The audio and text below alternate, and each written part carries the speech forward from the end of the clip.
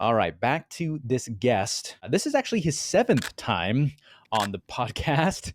Matt Rogers, the COO of Lizard SEM. We just started doing work for Natura. I was not expecting the results that we got. It normally takes a little bit longer. And so our campaigns are a little bit young, but the conversion numbers so far are just killer.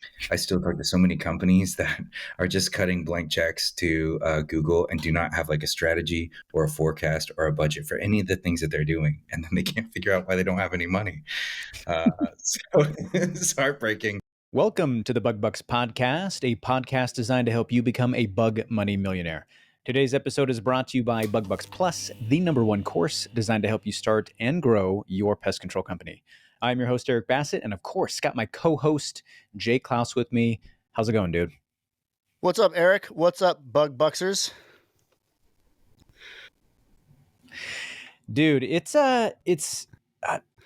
it snowing where you are? It has been incessantly. Okay, I'm on. Usually, I do the weather report. I'm on strike. I'm not going to do the weather report because once it hits March 1st, I just wear shorts and t-shirts, even if it's snowing or not, because I'm on weather strike. I just can't do it, dude. Oh, that's smart. Yeah. I don't have that luxury where I live. But actually, that's not true. Everybody in the Pacific Northwest, you know, you're from the Pacific Northwest when it's like dumping rain or pouring snow and people are walking around in t-shirts and shorts.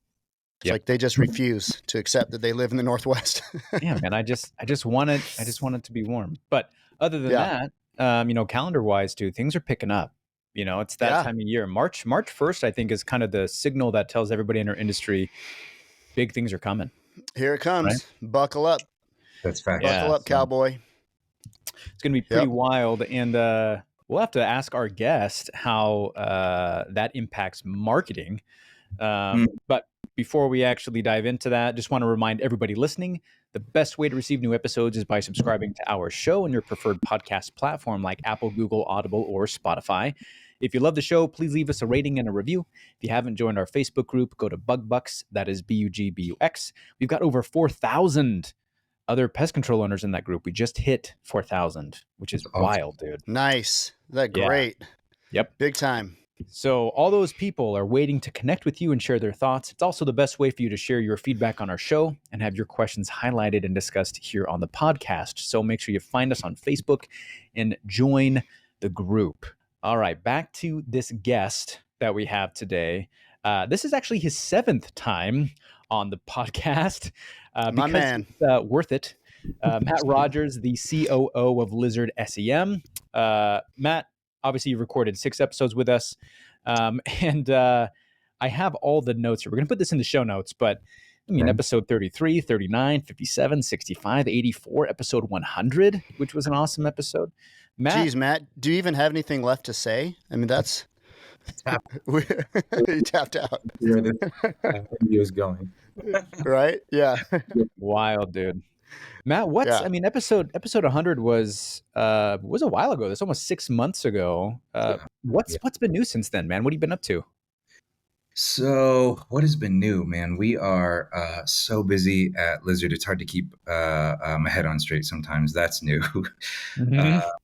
And we're coming out of the off season. So Lizard is unique in the pest control industry. We're catered to the pest control industry. And so we are tied to your gross revenue streams as well, right? So when our partners slow it down in the fourth quarter and in the first quarter, we got to slow down too.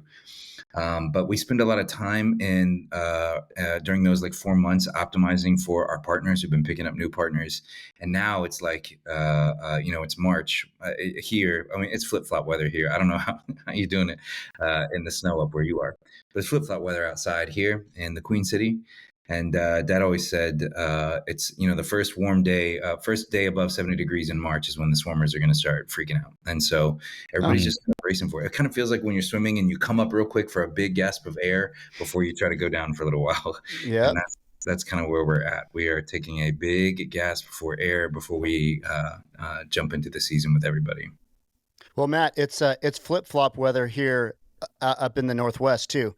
It's sunny. And then it flip-flops to snowy, and then it flip-flops back to sunny.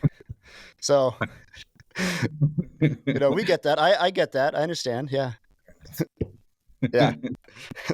Yeah, dude. The last time that I traveled to Washington, I left Idaho and it was cold and snowy. I went to Washington and it ended up being kind of coldish and rainy. And while I was in Washington, in Idaho, it was sunny. And then I came back to Idaho and it was cold and snowy again. Like I keep And sunny missing here. the good weather. Yeah. Yep. So, is what it is. But yeah, man, I think that summertime and pest control are linked. Ever since I started selling pest control in the summers, dude, yeah. It's associated with money and all the best things and growth. And so summertime, dude, I just keep wishing for hot, buggy summers, man. Someday. Yep. So Matt, and this is one thing we should actually probably touch on. Lizard has always been a huge supporter of Bug Bucks, the Facebook group and the online learning platform.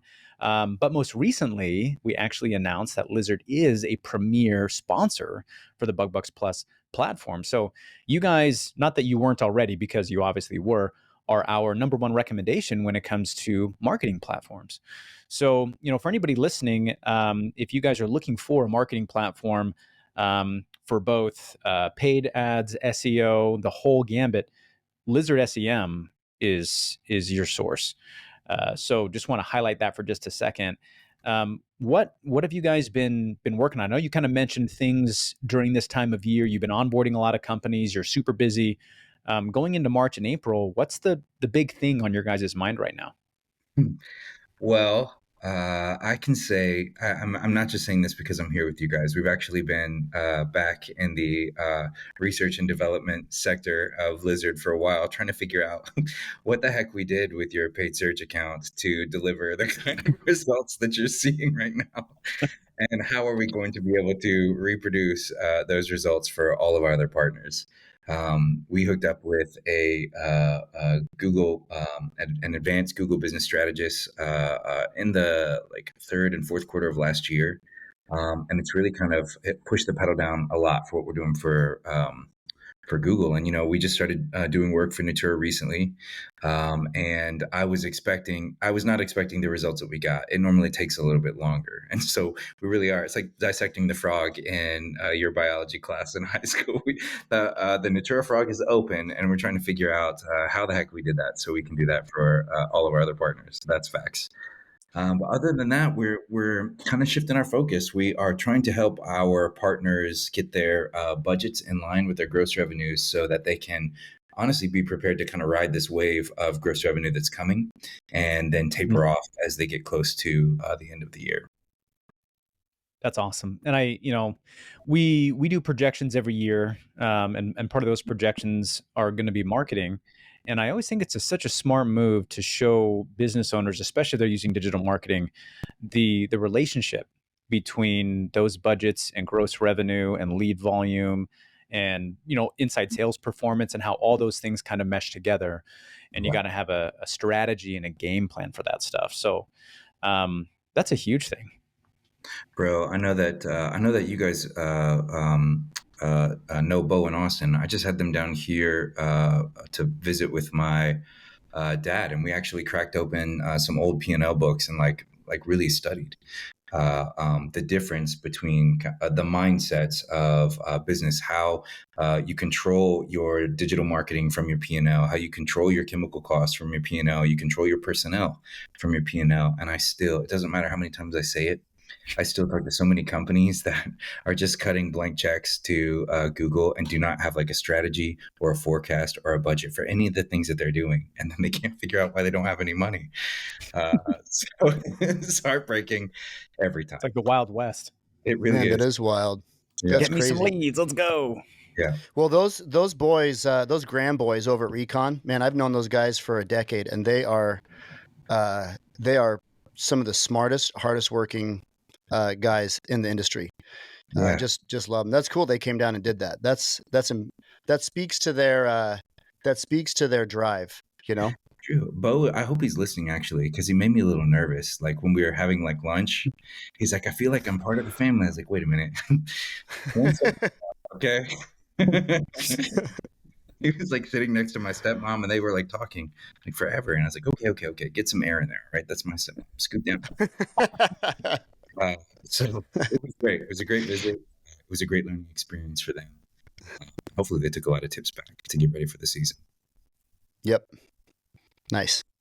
So speaking of the upcoming season, there's always some chatter about marketing in the Facebook group. And hey, what campaigns you guys doing? What do you guys recommend? For these keywords and all these different things. I know that LSA has come up in conversations, and the trend with LSA over the past year or two. It's been 3 years since LSA was kind of a thing, new at least. Yep. Where's it at right now? Should we be using it? Shouldn't we be using it? What are your thoughts on it? So it is one of many tools you need to make sure that your digital marketing company has access to you on behalf of your business, right? Is it as effective as it was when we first got started? Absolutely not. No. The reason for that is the bigger players, it used to just be for us little guys, right? But what's happened now, it was Google Guarantee at the beginning, right? And it was Google's response to Angie's List when they first launched it, right? What's happened now is anybody can have an LSA account, and the person with the most money, the biggest budget, is obviously going to be up on that shelf the most of the time. So if you're starting out, I think that it's important to budget an amount of money for LSA for a couple of reasons. One, even if you set a budget for $10,000 a week, you're not going to spend that, right? Two, they're going to be very qualified leads. That you should be, unless you're like grandma is answering your phone for you, you should be able to close these leads down somewhere near 70 to 80%, right? And then three, you can also push back with Google if they're giving you crap leads, right? So you're not going to spend the budget anyway. Definitely keep the fire lit underneath your LSA account, right? And tell Google to just run away with it if it will, because if it does, you're getting money back into your business anyway. But don't hang your hat on it. It's not the tool that it used to be. It's not performing like it used to perform, and you've got to pivot. You definitely have to pivot if you haven't already. So for the guys who were using LSA, and Natura is one of them. In the beginning, we hopped on the bandwagon for Google Guaranteed early, and it was awesome. We got, like you said, high quality leads. The cost was low for a little bit, and the volume was decent, which was awesome. For the companies out there that used to have the benefits for LSA that the well has kind of dried up, what's the pivot point? Where do they go from there? Where do they reinvest their budget? So, you and I just got off a call with somebody that you're working with to help their business. Mm-hmm. And he asked a great question, right? If I have to choose these tools, I'm going to get to the dork reference because that's really important for me. If I got to choose between one of these three tools, which one do I do? And the truth is, especially if you're pivoting away from LSA, you need to. Nobody in the group is going to like that I say this, right? But I've got facts. I'm prepared to back this up with.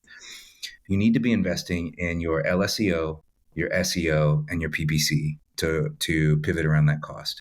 Here's the goal of your digital marketing company. Okay, people will say, well, there's only one spot left on page one of Google for organic search, and that's true. It's at the daggum bottom. But a team like mine doesn't get people to your website from the front door of your website, from your homepage. We get them in through the back door, right?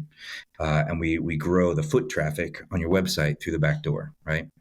The goal of a digital marketing company is to create as many as 5 opportunities on page 1 of Google. If all the stars are aligned and we have access to all the things, right? We've got 5 opportunities on Google to make a conversion. I'll use Natura as an example. You guys put out some goofy ass content that for whatever it's our specialty. Yeah. It is. Wonders. I highly recommend everybody's listening in, make some goofy ass content. A, it's fun. You'll have fun at your job. But B, when you can get these things loaded to your YouTube channel, that's one place to convert when somebody searches, right? It offers a video, right? Second place is LSA, right? So you want to make sure there's fire in there. Or you've got that fire lit underneath your LSA tool to make sure it's got an opportunity to show up should the stars align, right? The next place down are your ads, and right next to your ads is your Google My Business through your map pack, right? Your SEO work and your local SEO work, those two things together inform the performance of your map pack. Okay. So it's not just that spot on the bottom of page 1 of Google. Okay. One of the things that tells Google that you are a relevant business is that you are updating your GMB with keyword pertinent content, right? And that's what we do for our partners, right? We're not just creating content on their website to get people into the back door of their website. We're taking that content and putting it onto their Google My Business page so that, and it's keyword specific. My girls are fortune tellers. Allison, Bridget, I hope you're listening. Fortune tellers, they do the research for the content that they create 3 to 6 months before the user actually ends up searching for it. Okay, they're using Google's keyword planning tool to do this research, right? So they're looking at trends from last year and they're saying to themselves, okay, I mean, this one's a given, right? So I'm just making it simple for everybody. We all know swarmers are about to hit, definitely here, right? Any minute now, they're going to pop up, probably from underneath my house, God forbid, right? And so swarmers are coming. So 3 to 6 months ago, the girls found the keywords pertinent for swarmers that rank high, that users search the most, and they created content that they loaded to your website. They put a little booby trap on your website, and they connected that to your Google My Business page. So Google sees the relationship between your website, sees the relationship to your Google My Business page. It sees the relevant data that's just been added, and it sees that it's important to the user. So it offers these things up to the user for them to take a look at. So those are the next places. They've got an opportunity to convert to the video, an opportunity to convert to LSA, an opportunity to convert at the ad set, and then your Google My Business and the map pack. And then hopefully the fifth kind of the fifth tool is that, on an amazing day and the girls have done an amazing job, your page shows up organically, or your website shows up organically on page 1. But that's the Triforce for me. That's my dork reference, okay? For my Legends of Zelda nerds. I got you. Okay. Yep. I grew up on my Super Nintendo, Sega Genesis, okay? Yep. So the Triforce is an important part of my life, right? The Triforce That's for right. marketing efforts are paid search, that's PPC and LSA, SEO, and local SEO. If you are giving your digital marketing company access to those 3 things, they can increase the odds that somebody will convert on page 1 of Google. And we think there are a couple things. I'm going to spill. Can I spill some Natura tea? Actually, yeah, spill away. Yeah, please. Yeah. We think as we're dissecting the Natura frog and trying to figure out why the heck this works so well this time. I love that analogy, by the way. Let's make a goofy commercial about dissecting frogs. Good. I like that play. But as we are looking into this thing, one of the things that helped us be so successful is we had access to these tools right away. And you also give us so much content to work with right away, like out the gate, right? So many partners we work with, like partners that maybe we just met with, have no content to give us. So we've got to create the content, which is hard, right? But you guys are having fun. Another company that does it really well in Arizona, shout out Firehouse. Those boys are making content all the time. Oh, yeah. Those guys are great. Yep. Yeah. The Goins, those guys, come on. Oh my gosh. Oh, yes. Every time I see one of those videos, I start like twerking. Katie's like, I'm like doing the dishes, and Katie's like, what are you doing? I was like, oh, the Goins posted. Goins posted another one. Yeah. So when you create content like that and you have fun and you give your digital marketing company the Triforce, those 3 pieces of the puzzle, you are going to be all over page 1 of Google, not just on SEO, not just on PPC, not just on LSA, hopefully multiple times on page 1. And that's one of the key reasons we think your cost per conversion is what it is right now. It's pretty stupid. I hope we can maintain. I hope you're not frustrated if we lose it. Right now we're in the pocket, though. I feel like we're in the pocket. No, when I saw the conversion numbers, the cost per conversion report, I kind of smiled and laughed because I was like, "There's no way that's sustainable." We did too. It's really cool looking. Anissa, you've been drinking. Go sober up and then make that report again. But she wasn't. Yeah. So, no, but it's awesome, and for you guys listening, we've had Lizard making the transition to using Lizard for our marketing partner since November-ish. I mean, we started kind of formulating the plan October, November. December, we started, kind of we're in process of building the website. I think the website launched mid-January. That's right. Yeah. And so we're about 45 days post website launch. So our campaigns are a little bit young, but the conversion numbers so far are just killer, right? And we tried to give you guys as much content as possible. We want to be the good type of client that you guys work with, so that when performance happens, it's not because you guys had to work extra hard to make up the difference in the things that we can't deliver on, right? Well, you guys are a unicorn for us, and I'll tell you why. I need to make a reflection, because what we deal with mostly, I'm talking to bug bucks people too. Listen up. Most of the time, what we're dealing with are people that either have PTSD from a previous digital marketing company, or they start working out this relationship with us with an incredible amount of anxiety, and they don't want to jump in. It's like when you're taking a polar plunge, you got to just get in the water and do the thing, right? And then get out, right? But most of the people that we work with are dipping their toes in. They don't want to put any money into it. They don't have any assets to throw in it. And then when you can't deliver the most amazing result to them, they can't figure out why. And it's just like, oh man, come on. And they say, "Oh, I know I shouldn't have done this. It's not working," right? I know, it's brutal. It is brutal, but you gotta smile. Matt. Yeah. Okay. So Matt, when we were in Hawaii, we went out to dinner, and Yes. Speaking of content, you told us about your dad, and you grew up in the home of a PCO. You grew up seeing the pest control company being built, and you told us about the commercials that your dad would make for his company. And I think you said something like there was never an insect or a bug. It never had anything to do with pest control, but the commercials were totally effective. Can you speak to that for just a moment?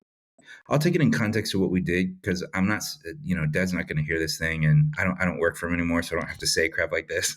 But I feel like in a lot of respects, he was ahead of his time. I read a quote. It was actually this morning, because did you know yesterday was National Sons Day? Did you know that? Ooh, what? Wow! Crap! I missed it. No, you missed it. I saw you missed it. I posted a day late anyway. Just do it today. Okay. My kids won't know. My boys won't know. I saw a quote while I was looking through some of these that said, "The older I get, the smarter my dad gets." Oh, And yeah. it's so true. He was ahead of his time in a lot of ways. We always did very indirect marketing, meaning we didn't want to put a picture of a bed bug on our ad and be like, "Call us if you have bed bugs," right? Because it didn't have an emotional response to the consumer. A consumer, when I was studying marketing in school, a consumer remembers your brand through a lot of different ways. One of the ways that we toyed around with at Killingsworth was an emotional appeal. We made emotional. We were trying to create relational and emotional connections with our consumer, right? And then after we sold the Anticimex and we couldn't use that anymore, we switched it over to a humor. Similar to what you guys end up doing a lot of. But you guys kind of you're doing both. You're making this is my family, and we do weird shit. And so, and it works. And so, anytime you can do that, we talked about our family. We just kept reintroducing our family to Charlotte over and over and over again through the context of our relationship. And it was largely when it got to its peak is when Dad became a grandpa, and my son, and then ultimately my daughter were in the commercials. Not in a weird car salesman cheesy way, because I don't do crap like that. You know what I mean? I'm standing in the car lot, here, you can buy it, and this is my granddaughter. It's not like that, right? Usually they would talk about I remember this one commercial Dad did with Leona. It was the best integrated marketing strategy we ever did at Killingsworth, right? We did my daughter's first commercial. She was painting my dad's fingernails for him. She's painting you can still find this on YouTube. She's painting his fingernails green, right? And she asked him while his nails were drying if he'd like some tea, right, while he waited. And he said, that's great customer service. So the idea behind the commercial was about how at Killingsworth, we have a premium on customer service. It's in the family, right? And so at the end of that commercial, we said, Leona was sitting on Dad's lap, and he says, my granddaughter's going to give me a full makeover. You can go over to thebiggreenk.com and see Leona's makeover. My dad, I'll send you the picture, Eric. He looked like, let's just say, a lady of the night from the 80s by the time. Nice. I don't know if that's the PC way to say it anymore, but he looked like he was working for his money at night in the 80s, right? He looked like the guitarist for Twisted Sister. Is that what you're saying? Yeah. He looked like Dee Snider, Twisted Sister. Yeah. And so we did this whole like video where she's giving them a makeover and all that stuff, and retargeting blew up, and website organic traffic blew up, and we just funnel people. But then people like Firehouse, they're creating content like that all the time. The Goins, they do very indirect marketing. It's usually funny, right? And you guys, same thing. So anytime you can make an appeal to a consumer without being like salesy, you are resonating with that consumer, and they'll remember you when it's time to make a buying decision, because they want to work with people that they know, or that they feel like they know. They don't know you, but they feel like they do. And that's an important relationship to establish with your market. Dude, I think that's such an awesome point that you just made. And we're going to circle back to this real quick. While I've got about 60 seconds, I'm just going to highlight one of the other premier sponsors of the BugBucks platform. So for everybody listening, if you guys are looking for a way to drive 5-star reviews, employee and customer engagement, and provide additional tips and bonuses for your team members, Applause is the platform for you. Applause makes it easy with their streamlined online platform and app. They give your management team clear and detailed reporting, and they provide competitive leaderboards that drive employee engagement. And these are just a few of the benefits that Applause delivers. To learn more about how Applause can take your company to the next level, visit ApplauseHQ.com, and remember to ask about special BugBucks Plus discounts. All right, Matt, back to what you were just saying about kind of the indirect marketing vibe. In today's day and age, there's a lot of this reactive marketing. It's like, okay, I've got PPC, I've got LSA, like I want to make sure that when somebody searches, I need pest control near me, that my brand pops up, right? And we get the question a lot, like, is there a hack? Is there an advantage? Like, what can I do to get people to see my brand? And obviously, all the tools that you talked about will help with the reactive side, where people are searching for pest control companies. But the indirect marketing methods, the brand awareness campaigns, right? The question of how do I get people to remember my brand? And then by the time that they have a pest issue, which is going to happen eventually, they think about my company first before they ever Google anybody, right?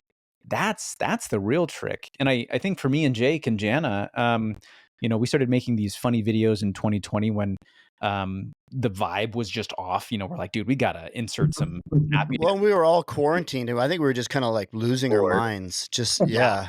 It's like, there's nothing happy going on. Let's make our own happiness and share it with our network of community, And that has enabled us to kind of have that advantage where, I want to appeal to two people, right? The first person is, I have a pest issue and I want to find a local trusted brand. That's who I want to appeal to primarily. Secondarily, I want to appeal to the person who says, I don't have a pest issue yet, but when I do, Natura is the company that I want to call. Like, that's the company that comes to mind. That's the company that I've been able to engage with their ads on those same things you were talking about, emotional, humor, funny, meet our family, that kind of thing. And it's a huge advantage. So here's the thing: these things are connected, right? We talked about at the beginning of the podcast, when your digital marketing company is doing its job, it has created multiple opportunities for a consumer to convert and make a buying decision with your company, right? When you add that extra layer on top, right? And in your market, for example, you guys have done the work whereby Anissa and Allison have put all the content there for somebody to see. And then the consumer thinks in their mind, aren't those guys that dressed up in those bee suits? I like them. They're funny. I'm going to click, right? Yep. And it seals the deal, right? It is the deal sealer. When a consumer feels like they know you, there's a social proofing component where that familiarity inclines them to make a buying decision with you. And that just kind of ties them out. That doesn't mean your digital marketing company can't do it. So I don't want to discourage anybody who has not, or maybe is just getting started, or who has not created content like that, or is not having fun, doesn't have an active IG, doesn't have a funny TikTok, whatever, right?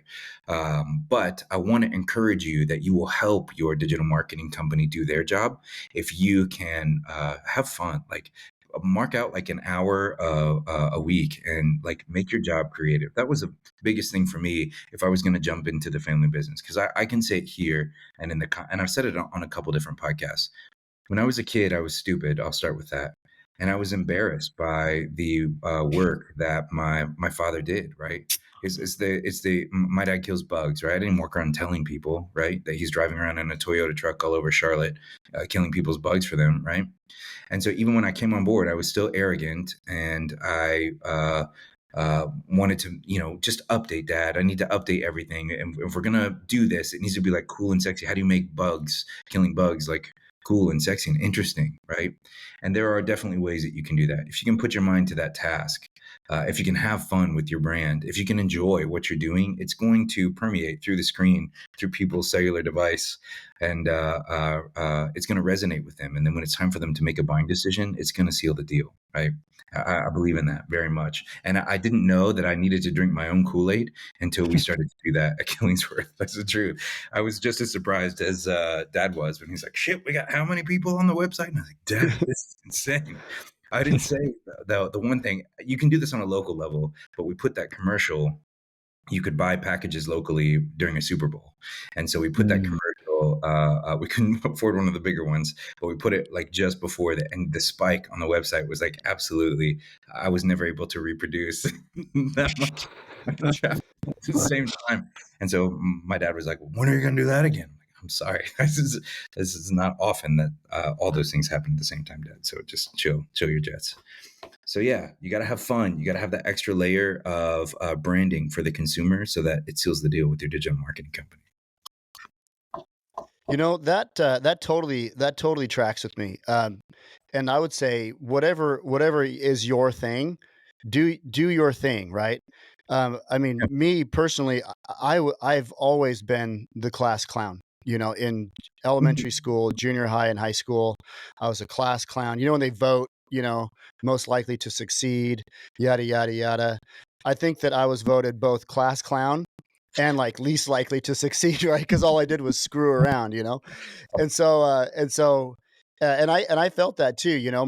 My original plan was I was going to be a firefighter paramedic. That was the whole thing. I was a firefighter in Eagle, Idaho, and went through paramedic school, and that was the thing, right? And so I'd be out knocking doors to fund this dream, selling pest control door to door, and you'd knock on someone's door. I'd knock on someone's door. It's got a firefighter license plate, and I say, hey, yeah, actually, I was a firefighter and I used to be a paramedic, and their jaw would drop, like, dude, you're a firefighter, you're a paramedic, dude. Yeah. What are you doing this for? And I felt embarrassed. Like I felt kind of embarrassed about my role in the pest control industry, right? But then that didn't work out. We started the business, and I think even I carried that stigma. And it's a self-imposed stigma, right? Like nobody put that into my head except for me. And exactly. I carried that stigma around for probably the first 6 years of our business. People would ask, what do you do? And I'd be like, oh, I own a pest control company, because it wasn't sexy. But just like you figured out how to do with your dad, we figured out how to make pest control funny. Yeah. And maybe sexy a little bit, Eric and I, we brought Eric in, so that made pest control sexy for us, but I totally resonate with what you're saying, Matt, because it's this industry that's not glamorous, right? But it's necessary. And pest control works best at people's homes when they have no idea that you've even been there. So it's kind of like this, we're kind of like an invisible industry. But by making our invisible industry visible and fun, then all of a sudden we've taken what wasn't cool and wasn't sexy and just made it cool and sexy, because we are cool and sexy, and we just let our personalities just shine through the business. And I think that when we decided to do that, all of a sudden it switched in my mind. And people say, well, what do you do, Jake? I'm like, dude, have you not heard of Natura Pest Control? Dude, I co-own that with my brother-in-law and my wife, dude, go check us out. I'm proud of it. Yes. When Bo and Austin were here, it was really funny because I thought I told them that I was going to take them up to my dad's shop, right? That's where he keeps all of his fun stuff, right? If anybody's listening, you go to my LinkedIn, you can see some of the pictures. There was a point where Bo's a tall dude. Yeah. My dad let him climb into his 2021 GT, Heritage GT, right? So the space door opens. It's a little cockpit, and Bo is like cramming down into this thing. And I thought, I said, and I want to encourage everybody that's here and is kind of working through that in their own mind. Maybe has a self-imposed stigma that they need to push through, right?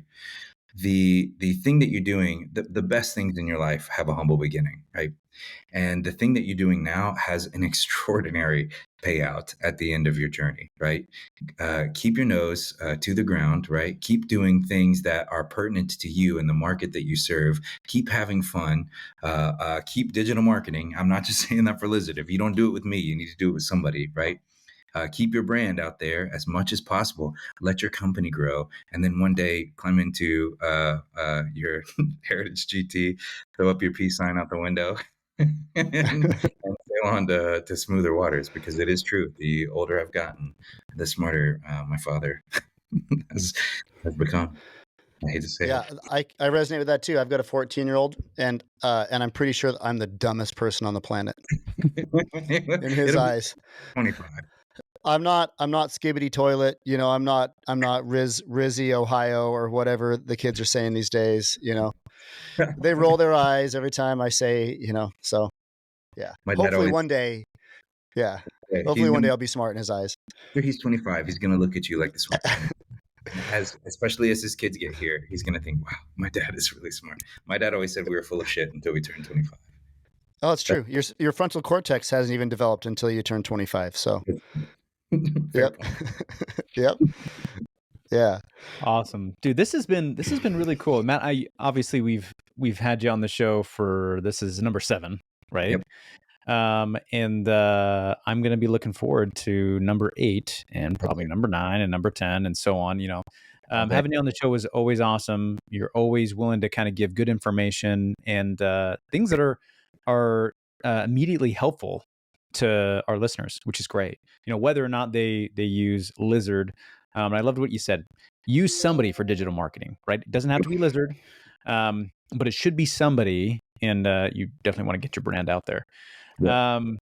We're going to have you back, and I'll make sure that we post those previous episodes that you were in the show notes for you guys listening. Okay. Go back, listen to those. They're all awesome.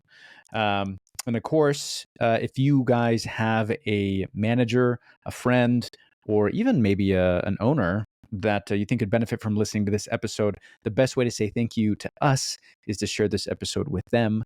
The episode, of course, is brought to you by BugBucks Plus, the #1 course designed to help you start and grow your pest control company. If you haven't joined the Facebook group yet, join it. You're missing out. 4,000 people. You got to be 4,001, 4,002, etc. And thanks again for listening in. Until next time, keep building those pest control companies. If you enjoyed today's episode, please show your support by subscribing and leaving us a 5-star rating. Thank you, and we'll catch you on next week's episode.